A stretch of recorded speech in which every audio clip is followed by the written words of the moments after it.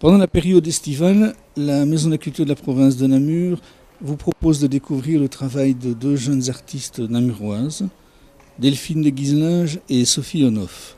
Cette entrevue chromatique, jouée à la fois en duo et en solo, nous invite à confronter nos réflexions face à une actualité plastique interpellante. On a vu le hall d'entrée qui était destiné à un travail commun et on a vu cette intégration de Paul Vermeeren qui passe complètement inaperçue. Et on s'est dit que ce serait bien de lui donner un petit coup de fouet, de la rendre apparente en fait. Puis l'idée du tapis rouge, c'était aussi le fait d'inviter les gens à rentrer dans la Maison de la Culture ça a un côté un peu prestigieux comme ça. Ce qui nous rapproche, c'est la couleur avant tout, l'espace. La mise en forme dans l'espace.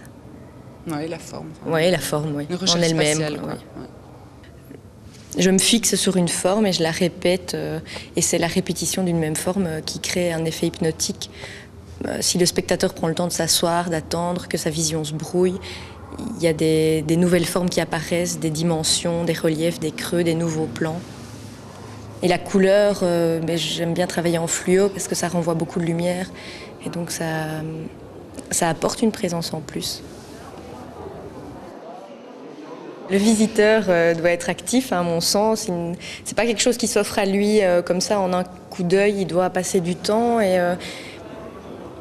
passer du temps pour que l'œuvre se dévoile à lui. Donc mon travail en général, ça parle de l'espace, de la couleur et de la perception. Et dans le passé, j'ai beaucoup travaillé in situ, donc des pièces, des travaux qui étaient spécifiques à un lieu, en fait, qui n'étaient pas déplaçables de ce fait-là.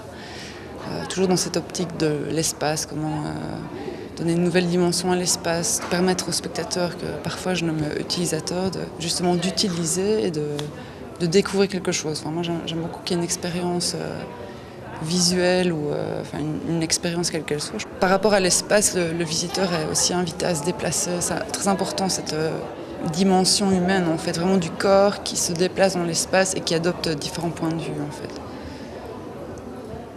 Il y a des choses abstraites, c'est vrai, je ne fais pas des choses figuratives, mais je pense que ça dépasse l'abstraction elle-même. Je trouve ça un peu réducteur comme titre. Je suis d'accord, il y a des choses abstraites, mais ce n'est pas que ça. C'est une manière aussi pour le public de découvrir un travail qui est en évolution, qui n'est pas abouti réellement, mais on découvre le début et puis le public pourra par la suite le retrouver et voir l'évolution. Exactement. Alors les deux approches peuvent paraître différentes et pourtant elles ont quand même de nombreux points communs.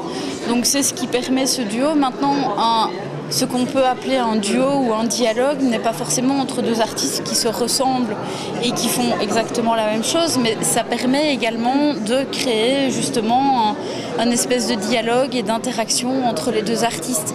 Je crois que c'est ça la philosophie de la Maison de la Culture, c'est de permettre aux spectateurs justement de voyager, d'avoir cette curiosité tant intellectuelle qu'artistique, de se dire tiens, voilà, j'ai rencontré cet artiste-là, en même temps, dans un même lieu, et en même temps j'ai pu percevoir que même s'il y avait des points en commun, les différences étaient vraiment très sensibles, et c'est ça qui m'a finalement touchée, parce que je me suis vraiment mis en position de découverte, je me suis interrogée et je me suis posé des questions face aux œuvres, et c'est ça finalement qui est le plus important, je pense. Je trouve que toutes les critiques sont bonnes, qu'elles soient positives ou négatives, c'est toujours intéressant d'avoir un retour, Maintenant qu'on me dise c'est beau, c'est moche, alors on entamerait un débat et c'est ça qui est intéressant. Je suis d'accord avec Delphine. Moi, je suis contente quand le spectateur a pris le temps de s'arrêter et qu'il découvre ce qu'il doit découvrir par lui-même. C'est pas à moi de lui expliquer.